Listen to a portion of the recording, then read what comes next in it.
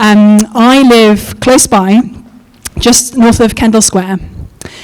And a few years ago, I went for a long walk down the Charles River with a dear friend of mine. It's one of my favorite things to do. And I want you to imagine for a minute the friend of yours who makes you laugh the most. You know when you kind of laugh to where you're actually crying because you're laughing so much? Maybe that's just me, but I often have this problem. And this particular friend was the friend who would just make me laugh like that. But in the few years before our long walk down the river, she had just been having a hard time. Things were hard at work. She had had a broken engagement. There were just various things in her life that had just been difficult. And so when I would meet up with her, we would certainly laugh, but I would also hear a lot of the hard things that were happening in her life. And this particular summer's evening, I walked down the river with my friend, and it was so nice because her life was going really well. Her problems at work had resolved. She was dating this really nice guy who actually deserved her, unlike the previous guy. And it was just lovely to hear how happy she was. And I came home that night and I told my husband, it was just lovely spending time with this friend. That was Thursday night. On Sunday morning, I woke up to an email from our pastor saying that my friend had been assaulted as she'd walked back from Kendall Square to her house a little bit further on in East Cambridge. She had been robbed and she had been hit over the head and left to bleed out by the side of the path. And she was currently in hospital, and it was unclear whether she had brain damage. She certainly had significant damage to one of her eyes. When I showed up at the hospital, my friend was still unconscious. I couldn't see her. When I showed up a couple of hours later, her father had flown up from Texas to be with her. And I remember him saying to me, "I'm so glad you're here, because when my daughter comes round, regains her consciousness, you'll be able to tell her that God was really protecting her last night. Because if she hadn't been on the phone to her boyfriend at the time, then he wouldn't have been able to raise the alarm. If a random stranger hadn't found her lying by the side of the road, then she would probably have just bled out." And my first thought was, what extraordinary faith this man had, that his unconscious daughter had been protected by God. And my second thought was, I can't tell my friend that God was protecting her last night, because if God was really protecting her, he would have stopped her being assaulted in the first place. Now, I don't know any of you individually, and I don't know the suffering that you have walked through or that you have seen people you love walk through. I don't know what suffering you've been exposed to as you have traveled to different places, as you've connected with different people, but I can guarantee that every single person in this room has had either a direct experience themselves or an experience of somebody they love who has been through deep, profound, and seemingly unnecessary suffering. And here I am, as a follower of Jesus, standing on the stage and claiming that there is a loving God who made the universe. A God who is all-powerful and all-loving, and yet allows this suffering to happen. And this evening, I want to spend a little bit of time looking at two ways that we could look at my friend's experience of being assaulted. First, I want to look at it through the eyes of atheism, or agnosticism, or just a general kind of not belief in God. And second, I want to look at it through the eyes of Christianity. Now, I recognize this is a massive topic with huge sort of philosophical implications as well as significant personal implications probably for each of us in different ways. So I'm not for a minute claiming that I'm going to kind of answer every question in the probably 20 or so minutes I'll talk for, or in the Q&A afterwards. I expect I'll raise more questions than I in fact answer, and so I'm really looking forward to the time when you guys will ask me some of your questions. And I would love to prioritize questions actually from people who disagree with me, or people who wouldn't identify as followers of Jesus. So if that's you, I'd love especially for you to get on Slido and ask your question, or pop up to one of these microphones. But in the short time that I'll speak to you, as I say, I want to look at this question of suffering first through the eyes of non-belief in God, and second, through the eyes of Christianity. A few years ago, I was part of organising an event at MIT where 2 Christian professors and 2 professors who didn't believe in God were each sharing what they believed about the world and why. And I'll never forget one of them, who's a professor named Alan Lightman. I don't know if he's still at MIT, I know he's on the older end at this point, but he was a professor of in physics and the humanities. And I vividly remember how he explained what he believed. He said this: our consciousness and our self-awareness create the illusion that we are made of some sort of special substance, that we have some ego power, some I-ness, some unique existence, when in reality we are nothing but bones, tissues, gelatinous membranes, electrical impulses, and chemicals. We are stuff like donuts, he said. So let's look through that lens at what happened to my friend. As she was walking down that dark path that night, she was a collection of bones and tissues and gelatinous membranes, electrical impulses and chemicals with delusions of selfhood. And the guy who assaulted her was the exact same. And all that happened when she bled out on the ground was a rearrangement of the molecules. Or listen to my fellow countryman, the famous atheist biologist Richard Dawkins, who says that our universe has precisely the properties we should expect if there is at bottom no design, no purpose, no evil and no good, nothing but blind, pitiless indifference. From that perspective, what happens to my friend?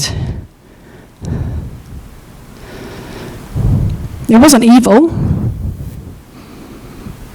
It was meaningless. It was just a random byproduct of the blind, pitiless indifference that we will see if we look at any corner of our universe or any moment in our life.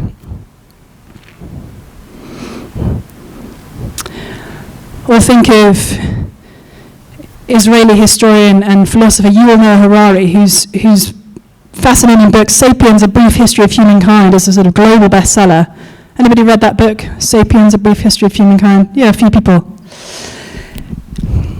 In that book, Harari is sort of speaking from the perspective of somebody who doesn't believe in God. And he says that human rights are figments of our fertile imaginations.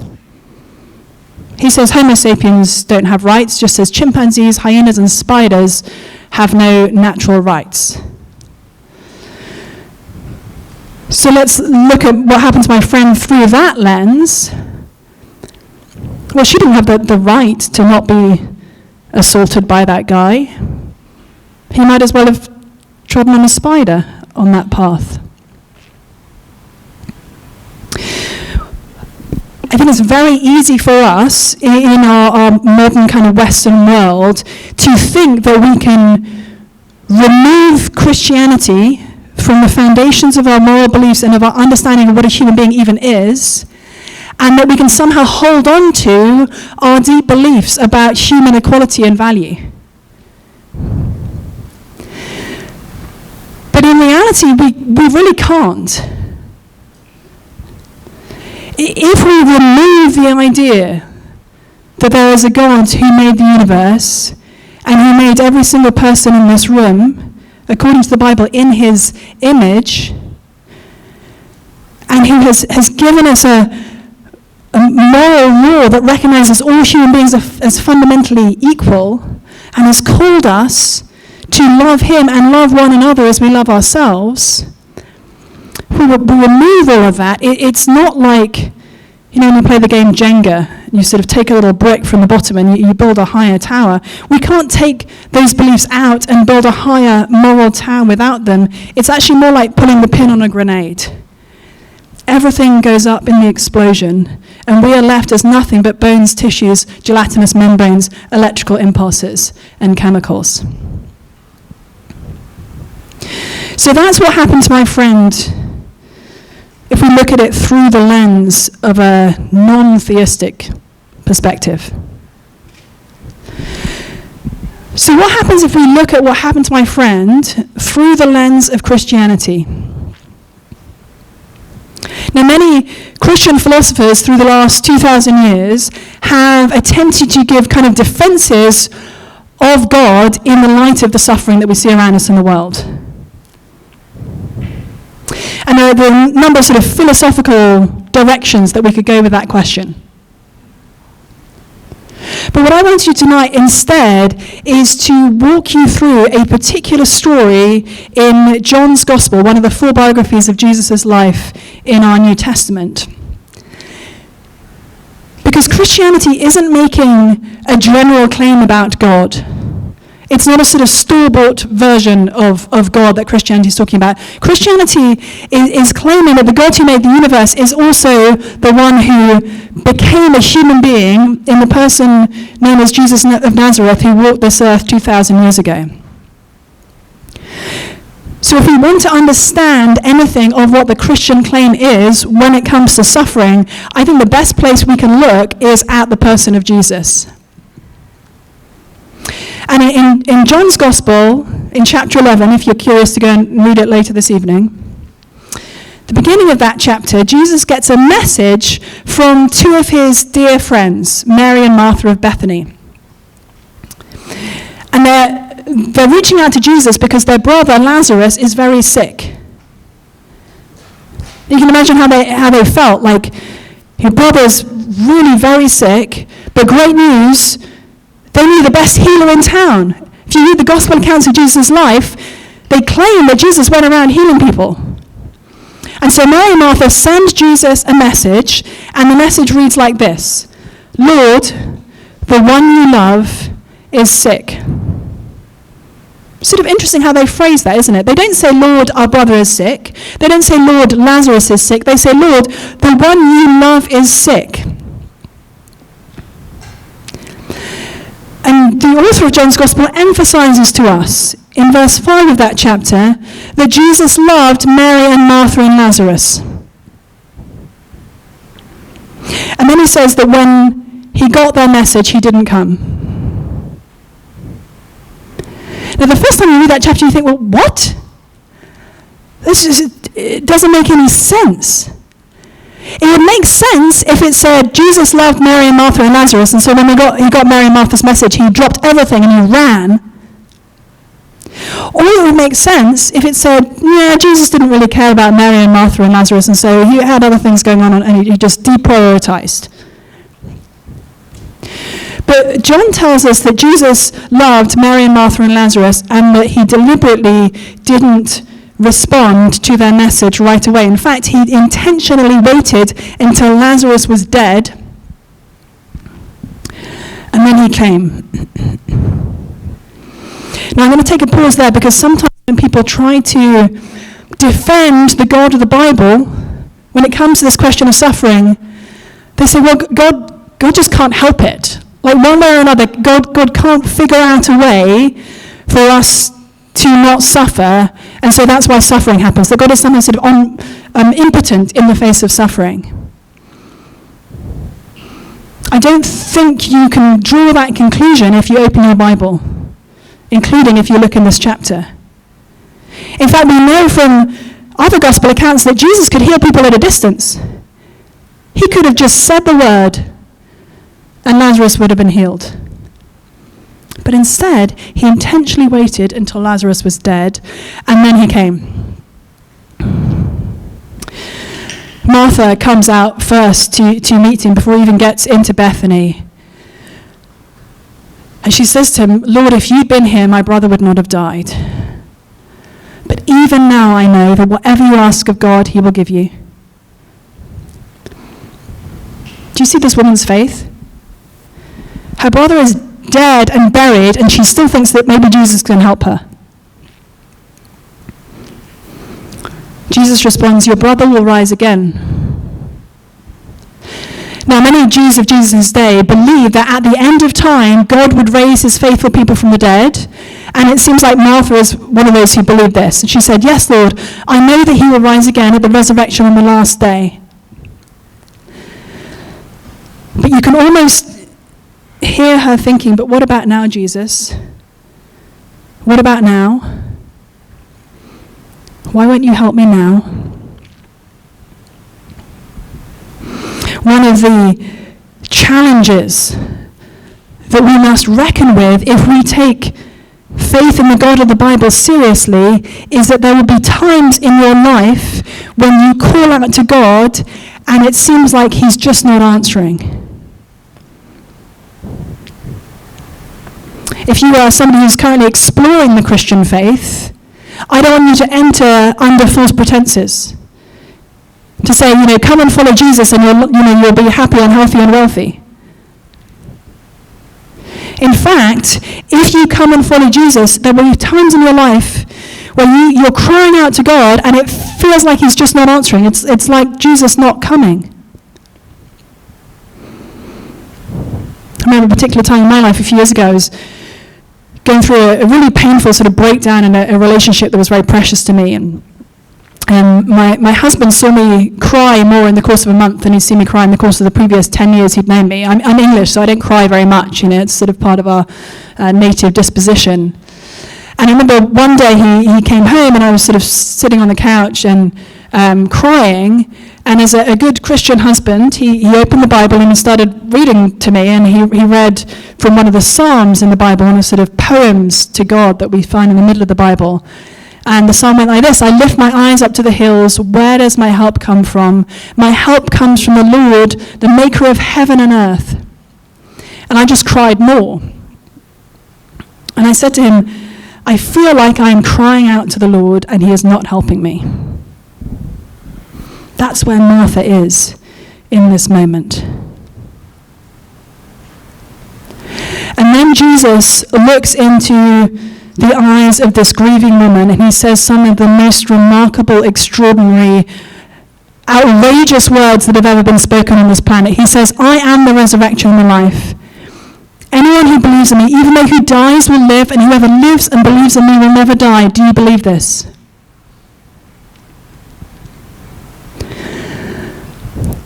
Martha called for Jesus as a means to an end. She wanted him to come and heal her brother. Now she wants him to come and raise her brother from the dead, but Jesus is not a means to an end. According to the Bible, he is the end. It's not just that he brings resurrection, but he is the resurrection. I am the resurrection and the life, Jesus says. Anyone who believes in me, even though he dies, will live, and whoever lives and believes in me will never die. This is the wild claim of Christianity.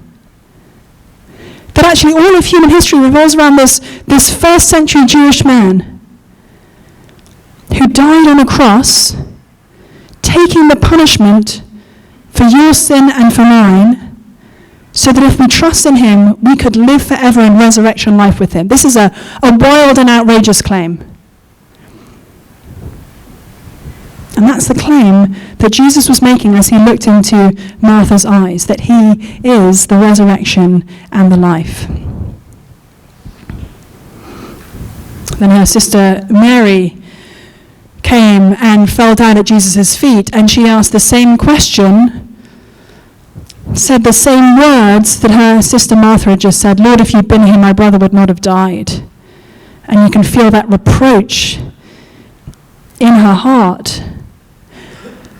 And Jesus says, take me to where he's buried. So Mary and Martha take him to Lazarus' tomb. And as he stands there outside his friend's tomb, Jesus starts weeping. And some of the bystanders see this and they say, goodness, look how much he loved him. He must have loved Lazarus so much that he's standing here weeping. But other people said, well, wait a minute. Couldn't he who opened the eyes of the blind man also have stopped this man from dying? You know, what is Jesus doing here? Why is he weeping? He could have come when he was first called. So why is he standing at the tomb of the man he let die and weeping? Again, I think this points us to something unique and extraordinary in the Christian story when it comes to suffering. So you see, the Christian story does not leave us wondering if God cares about our suffering. It's not that our suffering doesn't matter to God. Our suffering matters enough to bring tears to the eyes of the Son of God. And if you trust in Jesus, I cannot promise you that you will not go through suffering. Most likely you will. But I can promise you that Jesus will be with you in that suffering. In fact, you may well find, as many millions have found before you, that Jesus is with you in the most profound way as you suffer. And I think we get a glimpse of that in this moment as Jesus weeps with his friends. And if you think about it, our deepest relationships in human terms are often formed around suffering. If you think now about the people who have been closest to you in your life, maybe your closest family members or your closest friends, we absolutely get to know people through the good times. We enjoy laughing with one another. But if you think about the people you're willing to weep with, the people who have sat with you as you've wept, the people whose arms have been around you as you have suffered, those are the people who are really closest to us. And as you walk through life, if you do choose to trust in Jesus, so say you won't find that your life is suffering free, but you will find that Jesus walks with you and that his people, the brothers and sisters who also are trusting in Jesus, will walk with you as well. I think we catch a glimpse of that in this moment. But if the God of the Bible was only a God who could weep with us in our suffering but couldn't do anything about it, ultimately, then we're still stuck. But that's not the end of this story. Jesus says to Mary and Martha, take the stone away from Lazarus' tomb.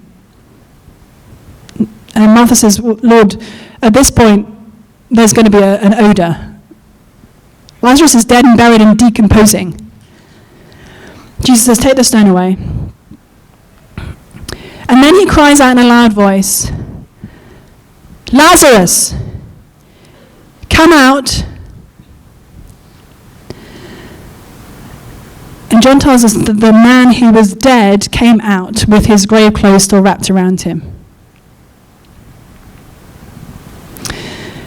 A few years ago, I was driving past the cemetery in Arlington with my daughters, who were about sort of 7 and 5 at the time. And one of my daughters said, oh, Mum, is that where all the dead people are?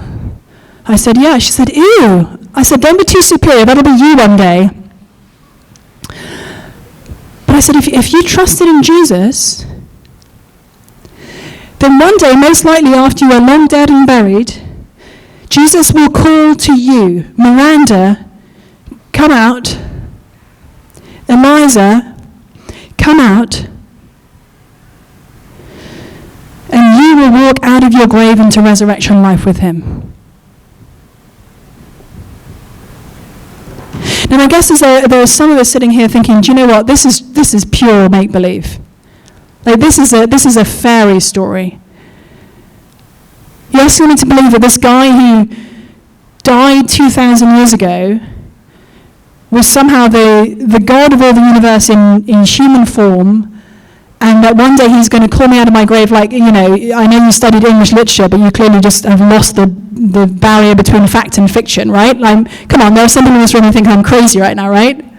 You don't have to nod. You can just know it in your deep heart. And I want to be very clear that the Christian faith is making crazy, wild claims on reality. And crazy, wild claims on your life and on mine.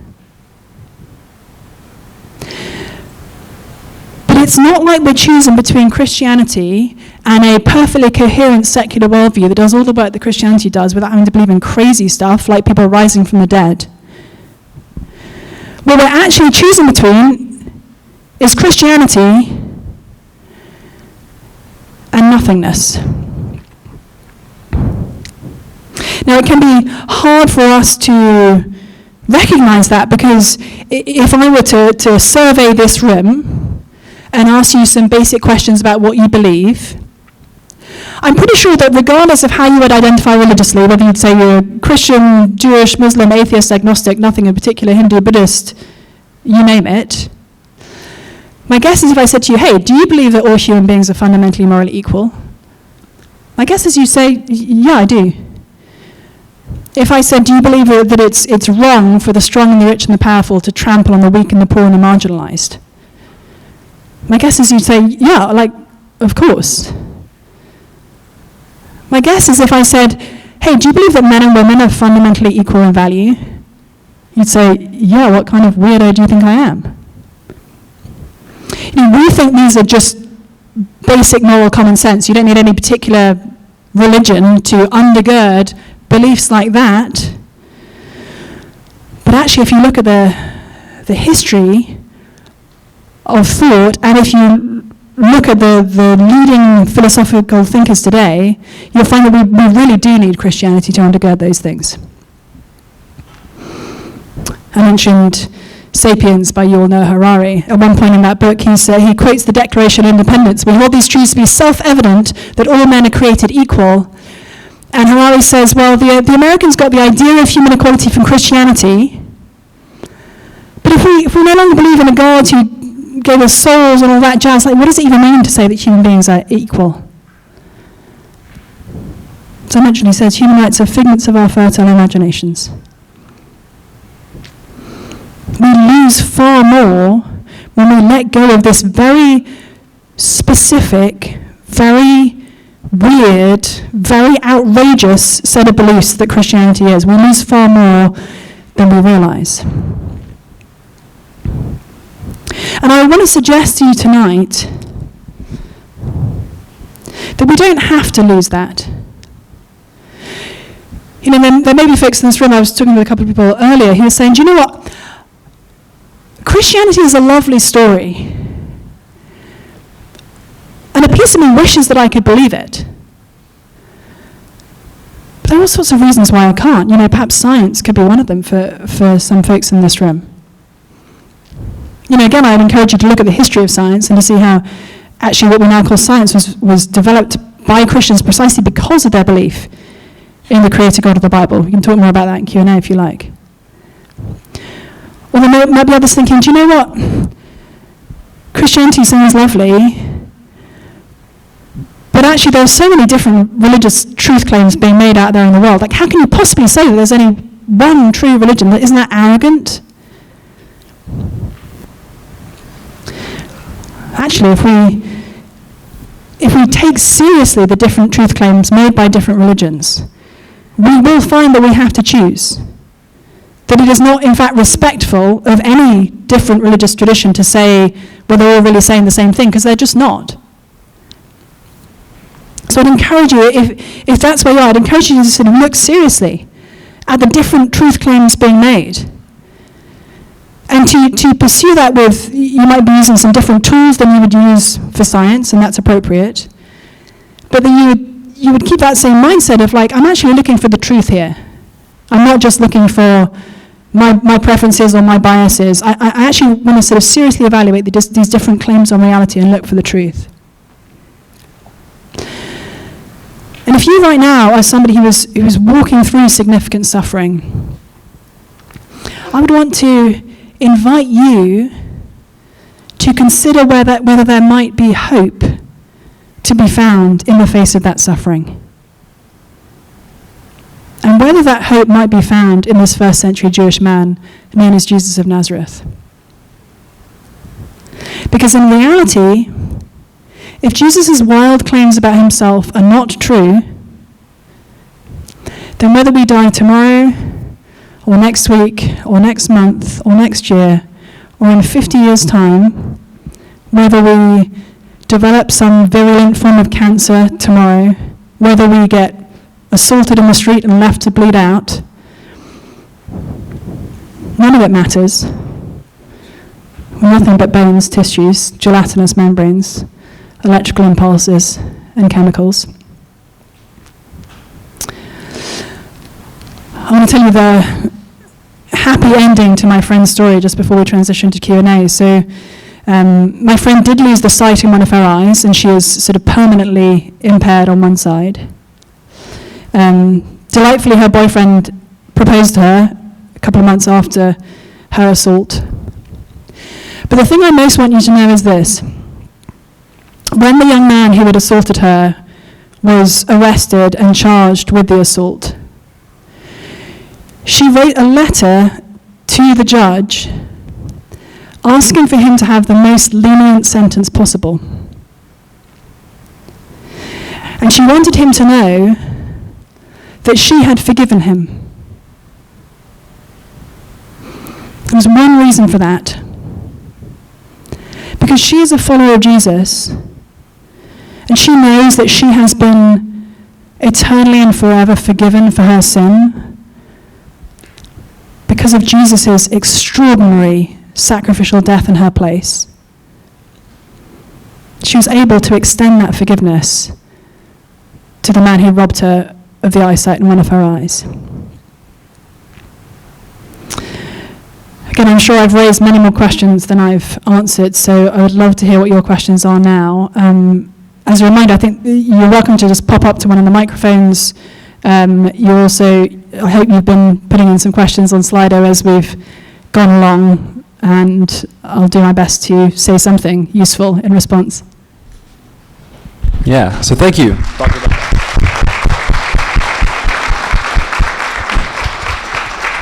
We will now move into Q&A. So if you have a question, feel free to, you can come up to one of the podium microphones there, or you can go on the QR code on the purple sheets in front of you, a website called Slido, where you can submit a question anonymously, and I can see them up here, and I'll ask the question, and Rebecca can answer. So, yeah.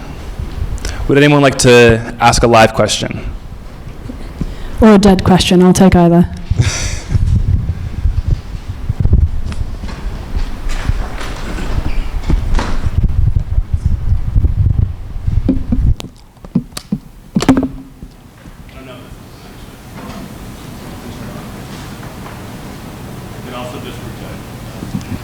Yeah, just shout at me, go on. Sweet. Thank you so much. I really appreciate this. I have a question that I've been thinking about for the last couple of years. I've studied some theology, taken some philosophy of theology classes. And one of the things that's always kind of bugged me about the classical omnipotent, omnipotent, omniscient, omnibenevolent God, the Bible, is kind of an example that actually doesn't have anything to do with humans. Hello, Justin. Is that better? The classical example is like, imagine in the history of the, existence, animals capable of feeling pain, just kind of going on existing. They don't know about humans, never come into contact with humans, things like that. There's a wildfire, right? A young animal gets caught in that, suffers an unbearable, kind of, painless, kind of meaningless death. And we can imagine that this is not something that is only like hypothetical, but it's definitely happened in the history of, existence, and probably will continue to happen. And thinking about like the purpose of suffering and the purpose of pain, right? Totally removed from humans, never made contact with humans, right? Why would a omnibenevolent God allow something like that to happen? The answers, I think, the classical, like theological answers are, this is all according to like God's like divine plan. Like there was meaning in this being that like never comes into contact with people suffering. Imagine we'll prove that. That's never really been satisfying of an answer to me. So I'm just curious to see what your thoughts are on that. Yeah, it's a good question. I was actually asked a question about animal suffering earlier this evening, so it seems to be the question of the day. So I want to be careful not to speak to things the Bible doesn't speak to a whole lot. And this would be one of those questions that I don't think we have a whole lot of answers in the Bible to that particular question. But I'll give you a couple of sort of Bible-centered thoughts that I think might help us a little. So the first Bible-centered thought is that according to the Bible, humanity really is, God's relationship with humanity really is at the center of creation. And so that impacts every other part of creation, for better or for worse. And that currently it's for worse. But that one day, when Jesus returns and brings heaven and earth back together, it will be for the better. And one of the descriptions we have of that new creation, which is where, according to the Bible, if you've trusted in Jesus and you are raised to new life, called out of your grave, given a resurrection body, you will live, is that there is a beautiful peacefulness between humans and animals, and by extension, between animals and animals. So there is no more suffering and no more death in that new creation. And as one of the Bible texts puts it, the wolf will lie down with a lamb, and there'll be a little child sort of putting his hand on a snake's nest and not getting bitten. So there's this future vision of a universe fully at harmony under God's kingship and with human beings and animals all living kind of happily ever after. But that's not where we are now in the story. Now, people sometimes understand the story of the Bible as being like, okay, well God first created the universe good, and then human beings sort of screwed it up with sin, and then one day God's going to get us back to square one again.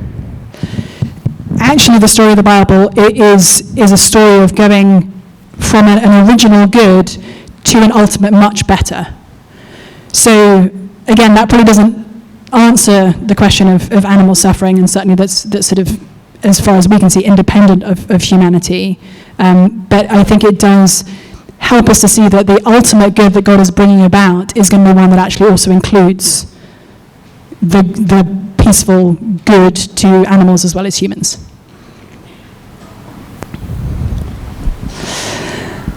Anyone else brave enough to stand up and...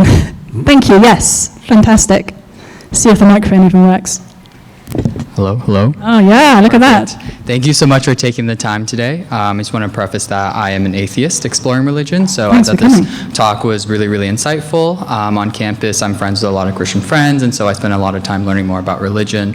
One thing I've noticed, as I've read through the Old Testament and try to learn more about the Bible, is I noticed a lot of things about the word love that is really confusing to me. So I understand that the Bible says that God loves us and he's all loving, but for me, my definition of love might be different from God's definition of love. So for example, I think as I've been reading, I read about how God was commanding a lot of pillaging and slavery and all these atrocities. And so when I think about being loved by God and how important that is to me, I wonder if there is some type of difference between the definition for love for God and the definition for human love, because for me, when I really think about it, a lot of times God's love doesn't mean anything to me because it's not the type of love I'm seeking. For example, I think that if God is okay with these things happening, or these things happen despite God's love, then sometimes it doesn't feel like the love that I would define as love, and that I might define this as something else. And so one of the common answers I've gotten from my friends who've taken classes on theology and things like that is this idea of aesthetics. I won't try to explain aesthetics. I don't understand it very well, but it's kind of this idea that God prefers it this way, and it's not exactly a desire to hurt people or anything, but it's just a preference that doesn't go a little bit any deeper than that. It's just the way it is type of argument. I don't know if I butchered the explanation for aesthetics, but that's the way I understand it. So when I think about this, it's really confusing. So my question to you is, what do you think the definition of love is in the Bible? Like, how would you define it? And how can I reconcile that for myself as someone who thinks that they might have a different definition of love than what the Bible claims it to be? Yeah, fantastic question. Thank you. So this is how the Bible just defines love in one of John's letters. He says, "This is how we know what love is.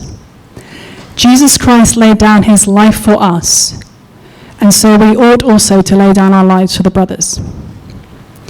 So that the heart of the Bible's definition of love is the Son of God naked and bleeding on a Roman cross. It is the most extraordinary act of love in all of human history. And it is the place where another aspect of God's character, as we see revealed in the Bible, is also on display.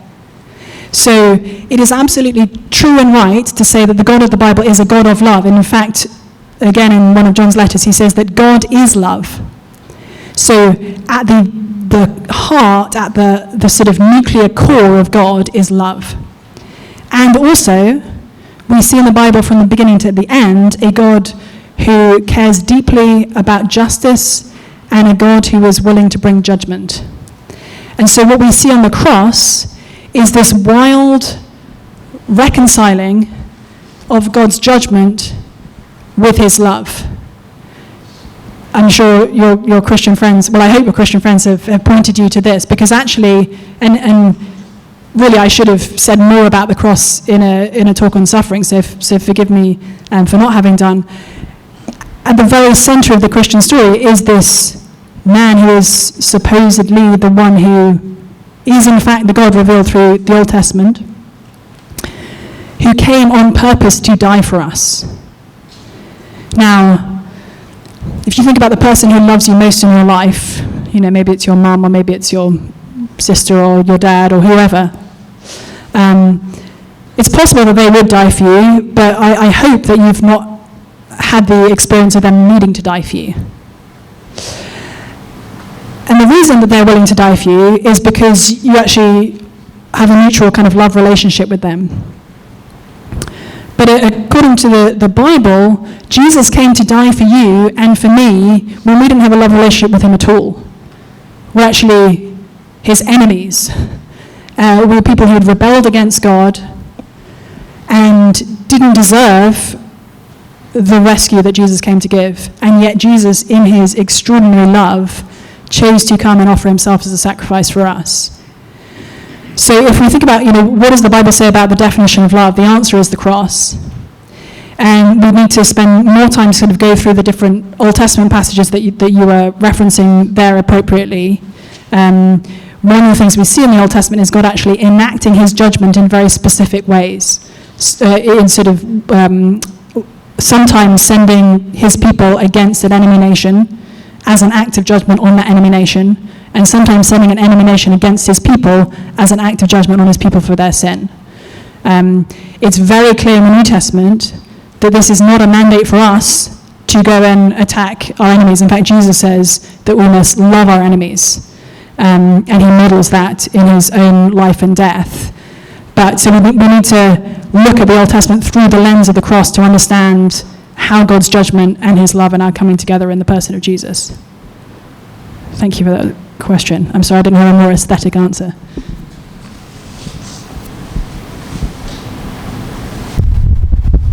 Yeah, thank you. So we're going to move over to a question on Slido now. Reminder that the questions are online. You can ask questions online. You can also go and see questions being asked and like them or upvote them if you want to see them get asked up here. So the top comment question right now says, you answered the question, will we be alone in suffering? But I feel like the main question is still unanswered. Why is suffering allowed? I have 3 kids, and one of the really rough things about being a parent of a baby is that you have to take that baby to the doctor before they can understand remotely what's going on, and you have to hold them still while a stranger sticks needles into them. I'll never forget the look of sort of betrayal on my oldest daughter's face when we first went through this. Like, I'm literally holding her, and she's expecting good things from me because I'm her mother and I usually give her milk, and instead of sort of milk and cuddles, she's getting this stranger sticky, like hurting her. And she looked at me like, how can you be letting this happen? And I couldn't explain to her why I was getting her immunizations, because she couldn't understand the word. But I was actually holding her because I loved her. And I was having a stranger stick needles into her because I loved her. We, when it comes to suffering and God's relationship to suffering in our lives, or the suffering that we see around us, there's even more distance between our capacity to understand and God's than there was between my adult capacity to understand and my baby's. So why does God allow particular forms of suffering? We're not going to be able to sort of read out a diagnosis. But what we can see from the Bible is that God is powerful, and so he is able to bring healing. We can see also that God will ultimately bring healing, that he can bring healing when it looks like to us like it's too late. That he can make the end of the story gloriously happy when the story has seemed unbearably tragic. And again, we see that most acutely in the death and resurrection of Jesus. Because there was Jesus suffering the most excruciating death ever died. And then on the third day after that, breaking out of the grave into resurrection life. And his disciples had a really hard time sort of following this story at the time. It didn't make any sense to them that their hero, the king who God had sent to his people, who they believed that Jesus was, had come in order to die, come in order to suffer for them, but he had. And there will be times in our lives when actually our experience of suffering will point us, will sort of press us into the arms of God. Just as there are times in our lives when our experience of suffering presses us into one another's arms. And I would want to venture there is something worse than experiencing suffering, and that is experiencing hopelessness and meaninglessness. And if the Christian story is true, we don't live in a world that is hopeless and meaningless. We live in a world where the central reality is the love of the God who made us and who calls and invites anyone and everyone into an eternally happy ever after with him. We just have to say yes to that invitation.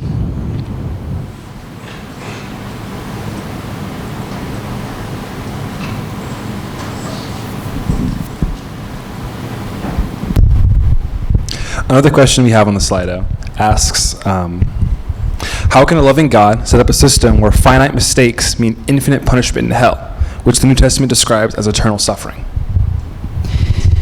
Yeah, that's a really good question, and I think it's actually the only really, really hard question that Christianity has to reckon with. And I say that as someone, the first book I wrote looked at 12 hard questions for Christianity, and the last one is the question of hell. How can a loving God send people to hell? And one aspect of that is the one that's raised in this question. If we sin or offend against God in a way that's sort of finite and in our view quite kind of limited, how is it fair that God would send us to eternal destruction as the New Testament describes it and as Jesus himself describes it? And one of the things that's really important to understand as we think about the kind of the logic of the central message of Christianity is it's not this. It's not, well, if you give like mental assent to claims about a guy who died 2,000 years ago, then you get like a ticket to a place called heaven. And if you don't, then you get punished for your sins in a place called hell. Because if you think about what Jesus said, I am the resurrection and the life. Anyone who believes in me, even though he dies, will live, and whoever lives and believes in me will never die. The experience of what the Bible sometimes calls heaven, or the new creation, is the experience of full relationship with Jesus. And the experience of what the Bible sometimes calls hell is the exact opposite. So there's a profound logic to this, because according to the Bible, all of us have rebelled against God. And we may think that our sin is small, but actually God is the judge of all the universe, and to turn away from the God who made us is a profoundly immoral act. And it's one that sort of spills over into all our relationships with one another. And again, my guess is that many of us in this room might sort of think that we're good people. And if that's you, I want to invite you into a thought experiment. Like, imagine you had to stand up here, and on the screen above your head would be projected your thoughts for everybody else to see.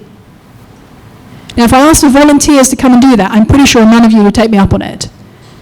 Because if I walked around with like a bubble over my head, projecting my thoughts for everybody to see, it would soon be discovered I am not a good person at all. It's not that I never have good thoughts. I have some good thoughts. But if you think even between now and this time tomorrow, if you actually pay attention to your thoughts, you will find that you're not half as good a person as you thought that you were. The God of the Bible sees all of our thoughts.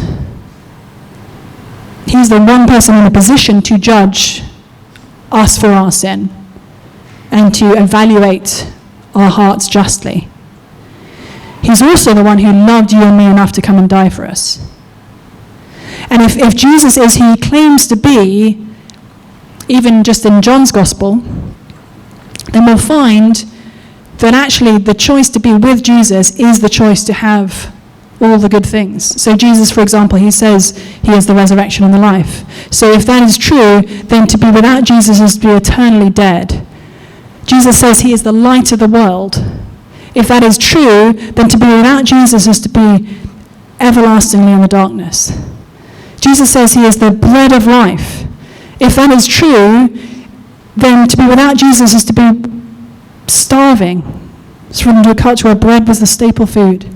Jesus claims that he is the way, the truth, and the life, and so to be without Jesus is to be everlastingly lost.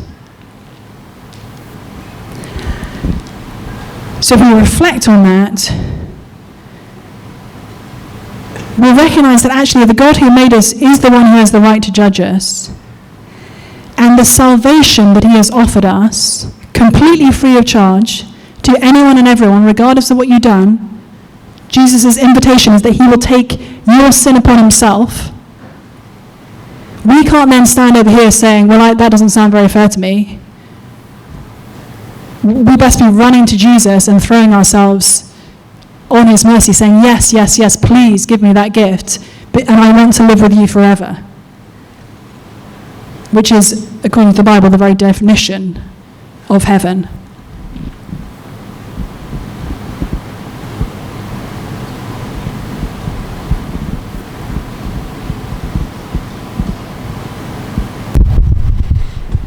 We're going to do one more question. The top two questions on Slido right now kind of ask a very similar thing, so I'll just put both of them together. Why must having a moral compass be associated with Christianity? That is, why is it fair to attribute good values with Christianity? And the second question asks, what would your response be to someone who argues that human values, like the rich not trampling on the poor, are a result of evolution and past survival needs? Oh, that second question, interesting.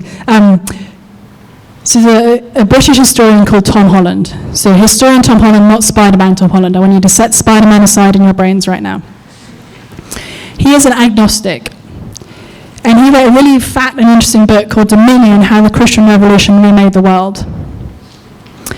And in that book, he set out to tell the history of Christianity in the West over the last 2,000 years.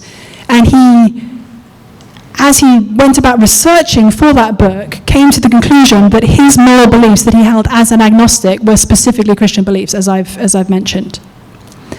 So, for example, if you go back to the Greco-Roman Empire into which Christianity was born, you essentially had a sort of might is right understanding of ethics. For example, if we look at an ethical question that all of us, I'm sure, would agree on, the ethical claim that rape is wrong. If you went up to a Greco-Roman citizen man and you said, it's actually not okay for you to have sex with people who are not actively consenting to it, they'd be like, what are you talking about? It's absolutely fine. I can have sex with my slaves. I can have sex with prostitutes. I don't understand what you're telling me. And if you said, you know what, actually, women are equal in value to you, they'd be like, are you kidding me? I'm much stronger than women. What are you talking about? If you said, well, actually, when you go and sort of slaughter your enemies and crush those, beneath your Roman boots, as it were, that's actually like morally problematic.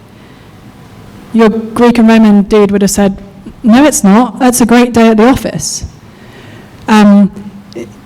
If we look, and again, I fully understand if you want to discount my take on this because I'm a Christian, I'm clearly biased.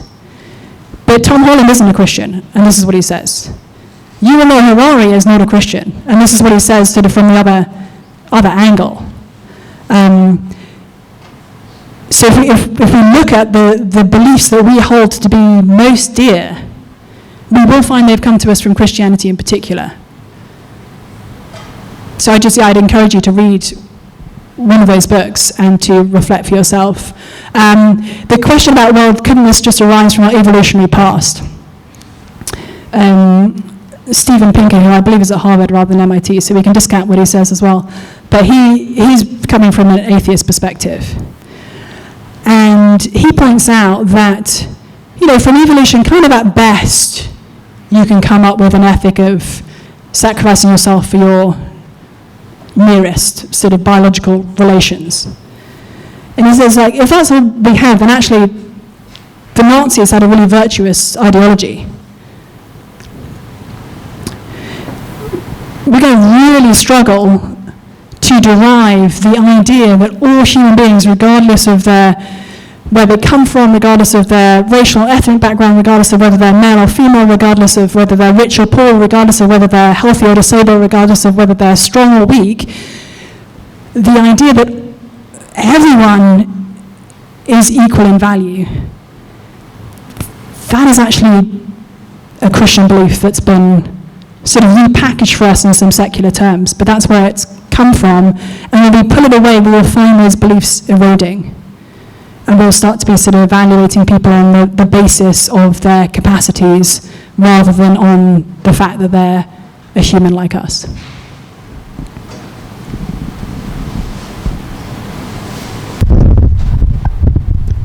Thank you. I'm afraid that we're not going to be able to answer every single question that was asked today. If you still have a question remaining that you wish to get answered, you can come to talk to Dr. McLaughlin afterwards, and hopefully she can give you an answer. And so thank you once again for coming to talk today. Very good talk.